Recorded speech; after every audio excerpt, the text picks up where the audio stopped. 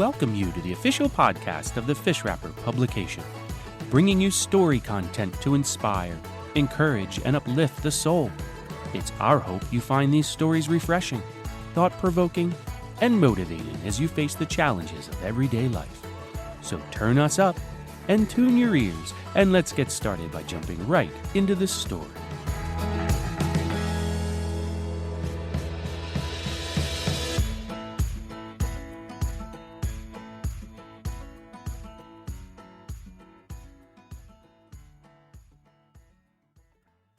Their Word of Honor, from Youth's Companion by Grace S. Richmond. Read by Michael D'Annunzio. The president of the Great B Railway System laid down the letter he had just reread 3 times and turned about in his chair with an expression of extreme annoyance. "I wish it were possible," he said slowly, "to find one boy or man in 1,000 who would receive instructions and carry them out to the letter without a single variation from the course laid down. Cornelius," he looked up sharply at his son, who sat at a desk close by, "I hope you are carrying out my ideas with regard to your sons. I have not seen much of them lately.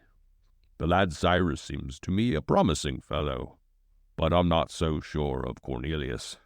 He appears to be acquiring a sense of his own importance as Cornelius Woodbridge III, which is not desirable, sir, not desirable. By the way, Cornelius, have you applied the Hezekiah Woodbridge test to your boys?" Cornelius Woodbridge, Jr. looked up from his work with a smile. "No, I have not, Father," he said. "It is a family tradition, and if the proper care has been taken that the boys should not learn of it, it will be as much a test for them as it was for you and for me and for my father. You have not forgotten the day I gave it to you, Cornelius?" "That would be impossible," said his son, still smiling. The elder man's somewhat stern features relaxed, and he sat back in his chair with a chuckle. "Do it at once," he requested, "and make it a difficult one. You know their characteristics. Give it to them hard. I feel pretty sure of Cyrus. But Cornelius—" He shook his head doubtfully and returned to his letter. Suddenly he wheeled about again. "Do it Thursday, Cornelius," he said in his assertive way. "And whichever one of them stands, it shall go with us on the tour of inspection. That will be reward enough, I fancy." "Very well, sir," replied his son, and the 2 men went on with their work without further words. They were in the habit of dispatching important business with the smallest possible waste of breath.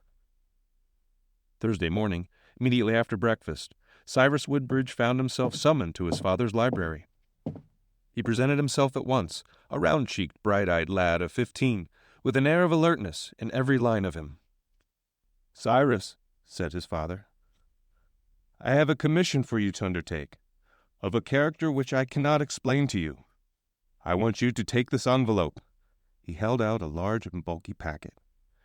"And without saying anything to anyone, follow its instructions to the letter. I ask of you your word of honor that you will do so." The 2 pairs of eyes looked into each other for a moment, singularly alike in a certain intent expression, developed into great keenness in the man, but showing as yet only an extreme wide-awakeness in the boy. Cyrus Woodbridge had an engagement with a young friend in a half an hour, but he responded firmly, "I will, sir." "And your honor?" "Yes, sir." "That's all I want. Go to your room and read your instructions. Then start at once." Mr. Woodbridge turned back to his desk with the nod and smile of dismissal to which Cyrus was accustomed.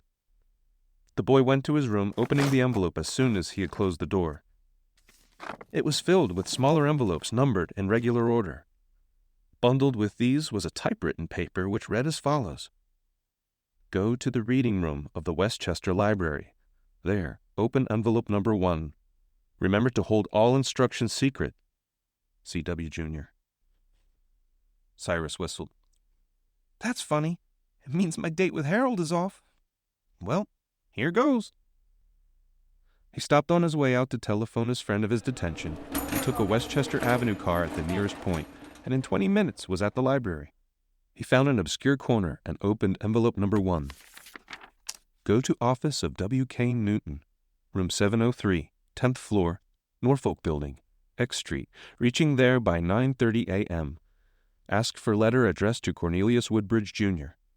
On way down elevator, open envelope number 2. Cyrus began to laugh. At the same time, he felt a trifle irritated. "What's Father at?" he questioned in perplexity.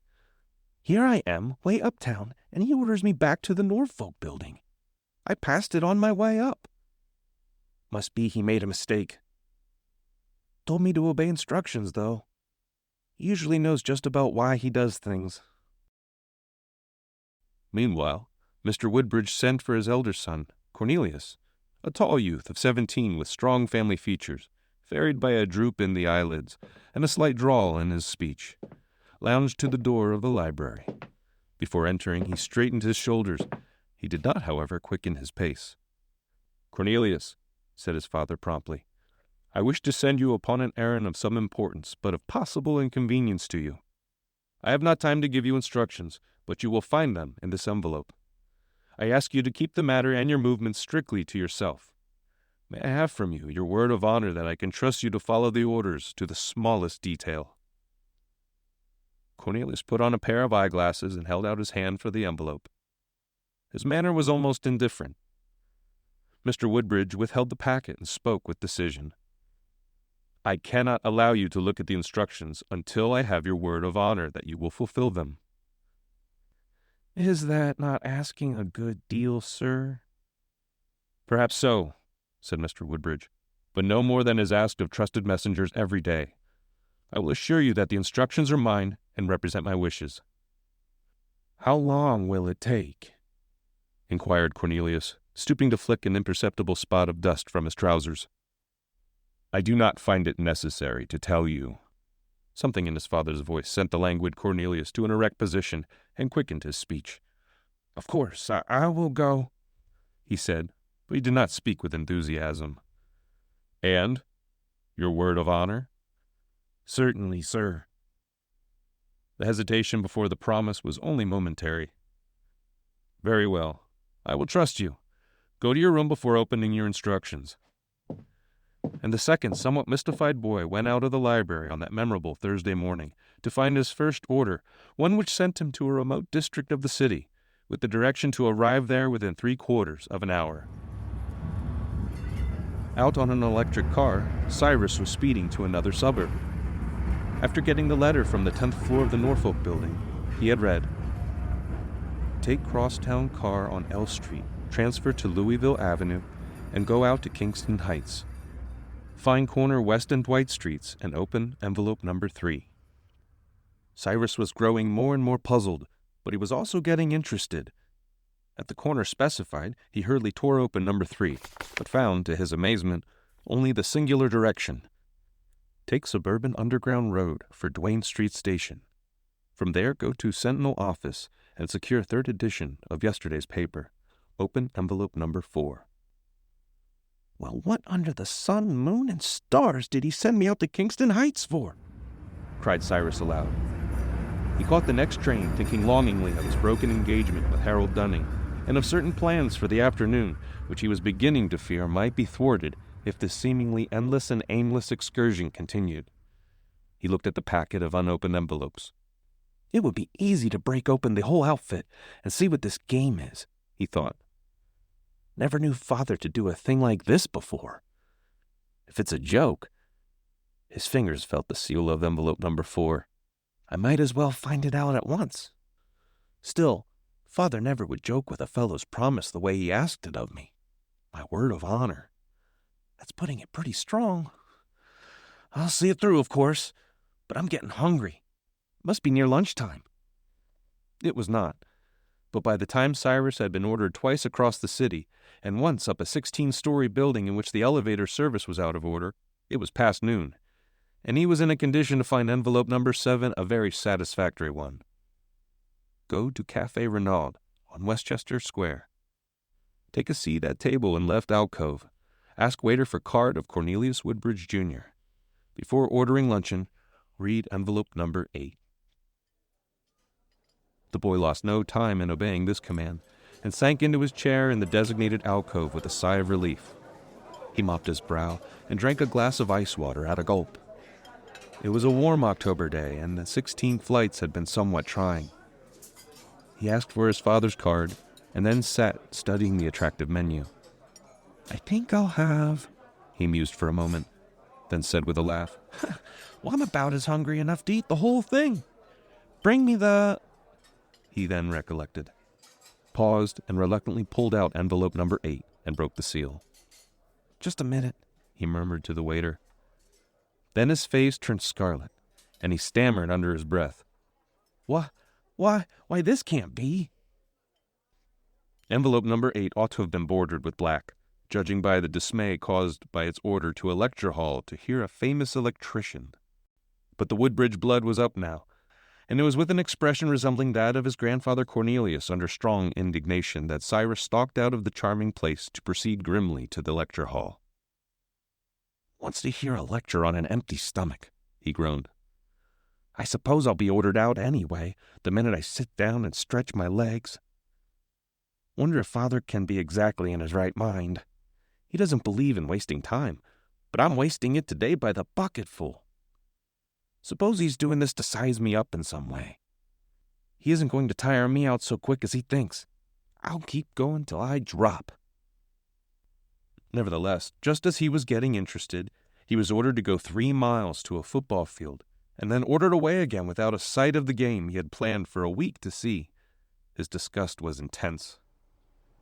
All through that long, warm afternoon, he raced about the city and suburbs, growing wearier and more hungry with every step.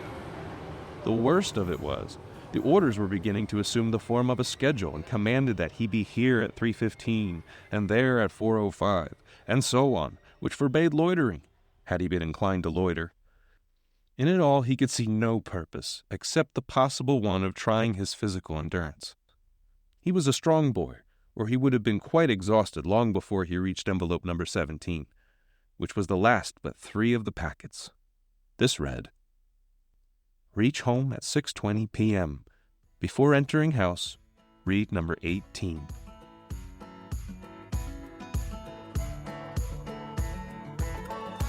We hope you've been enjoying the story. We will continue in just a moment. We want to remind you that the Fish Wrapper is available by subscription. Each issue of the Fish Wrapper is jam-packed, full of story content, amazing recipes to delight your kitchen table, games, jokes, and much, much more. Don't miss an issue. Order yours today. Visit us at thefishwrapperonline.com or by calling 717-400-FISH. That number again is 717-400-FISH. Now let's return and finish the story.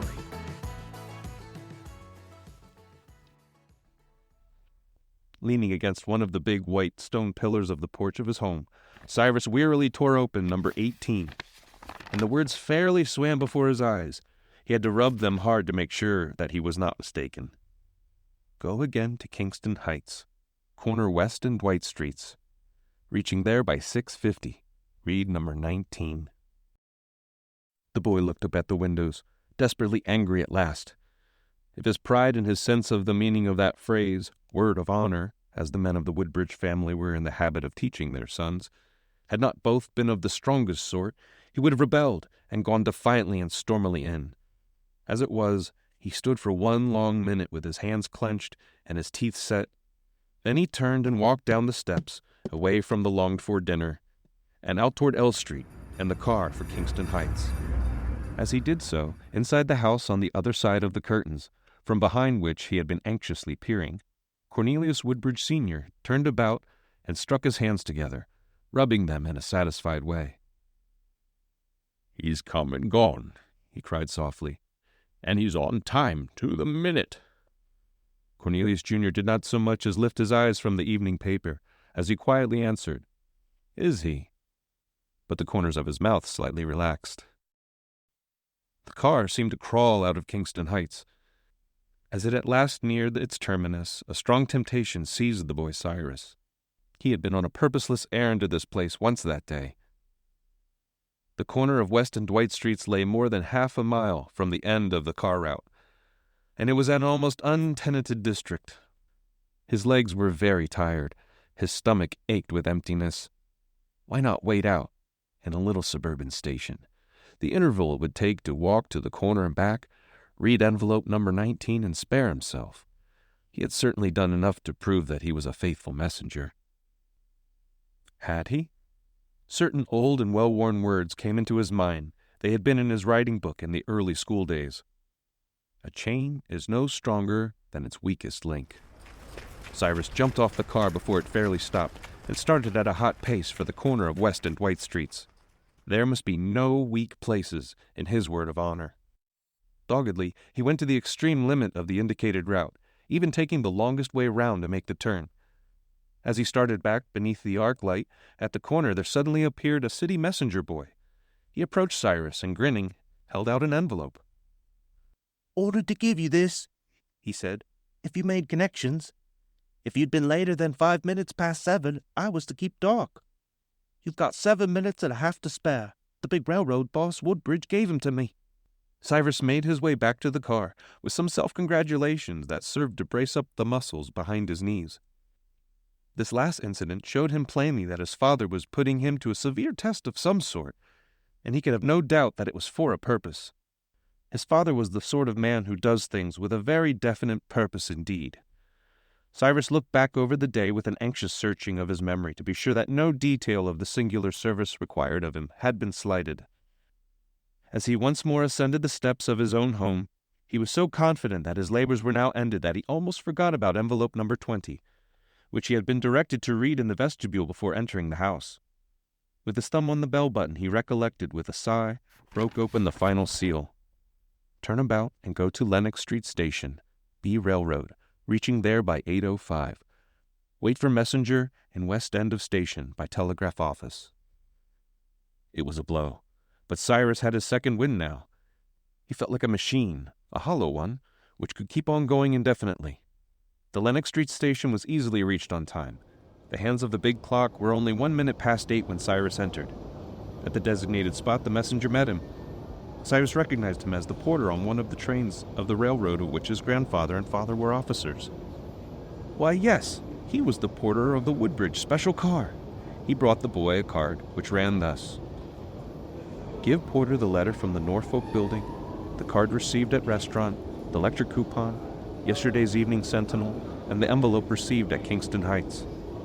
Cyrus silently delivered up these articles, feeling a sense of thankfulness that not one was missing. The porter went away with them, but was back in 3 minutes. "This way, sir," he said, and Cyrus followed, his heart beating fast. Down the track he recognized the Fleetwing, President Woodbridge's private car, and Grandfather Cornelius he knew to be just starting on a tour of his own and other roads, which included a flying trip to Mexico. Could it be possible? In the car, his father and grandfather rose to meet him. Cornelius Woodbridge Sr. was holding out his hand. "Cyrus, lad," he said, his face one broad, triumphant smile. "You have stood the test, the Hezekiah Woodbridge test, sir, and you may be proud of it. Your word of honor can be depended upon. You are going with us through 19 states and Mexico. Is that reward enough for one day's hardships?" "I think it is, sir," agreed Cyrus, his round face reflecting his grandfather's smile, intensified. "Was it a hard pull, Cyrus?" questioned the senior Woodbridge with interest. Cyrus looked at his father. "I don't think so. Now, sir," he said. Both gentlemen laughed. "Are you hungry?" "Well, just a little, grandfather." "Dinner will be served the moment we are off. We only have 6 minutes to wait. I'm afraid, I'm very much afraid." And the old gentleman turned to gaze searchingly out of the car window into the station. "That other boy's word of honor is not." He stood, watch in hand. The conductor came in and remained, awaiting orders. 2 minutes more, Mr. Jefferson," he said. 1.5, 1/2 a minute, he spoke sternly. "Pull out at 8:14, on the second, sir." "Ah!" The porter entered hurriedly and delivered a handful of envelopes into Grandfather Cornelius's grasp. The old gentleman scanned them at a glance. "Yes, Yes, all right, he cried. with the strongest evidences of excitement Cyrus had ever seen in his usually quiet manner. As the train made its first gentle motion of departure, a figure appeared in the doorway. Quietly, and not at all out of breath, Cornelius Woodbridge III walked into the car. Then Grandfather Woodbridge grew impressive. He advanced and shook hands with his grandson as if he were greeting a distinguished member of the board of directors.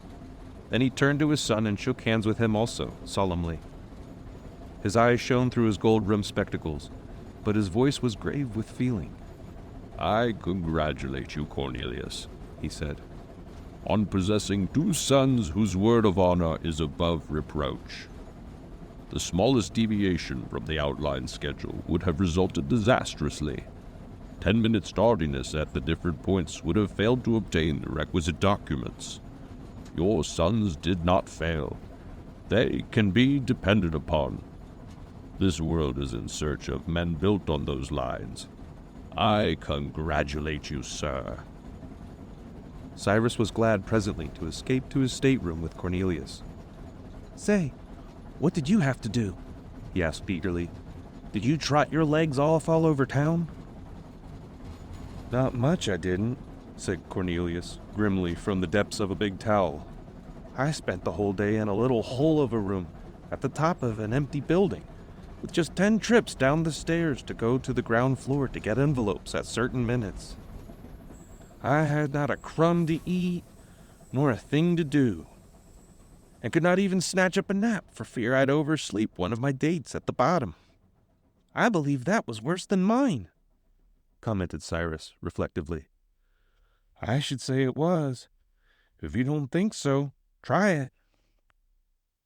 Dinner, boys, said their father's voice at the door, and they lost no time in responding. The end.